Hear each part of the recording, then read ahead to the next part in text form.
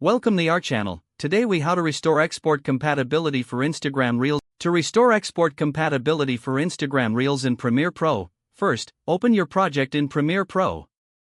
Select the sequence that you want to export for Instagram Reels. Go to the top menu and click on File. From the drop-down, select Export, and then click on Media. In the Export Settings window, ensure the format is set to H.264. Now, click on the output name to specify the location and name for your file. In the Video tab, check the frame size settings. Instagram Reels requires a vertical aspect ratio of 9:16. Set the width to 1080 pixels and the height to 1920 pixels. Adjust the frame rate to 30 frames per second, which is optimal for Instagram. Scroll down to the bitrate settings. Set the target bitrate to 8 megabits per second for good quality.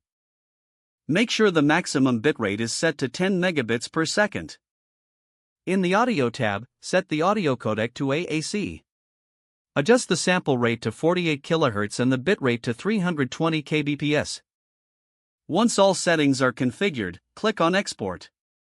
Your video will begin rendering and exporting to the specified location. After the export is complete, locate the file in your folder. Now, you're ready to upload the video to Instagram Reels. The export should be fully compatible and ready for sharing. Follow these steps each time you export for Instagram to ensure compatibility. If the page does not load, refresh the browser or try again in a private or incognito window.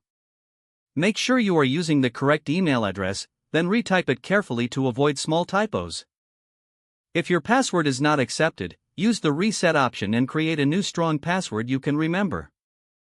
Check your spam folder for verification or security emails, then complete any requested confirmation steps.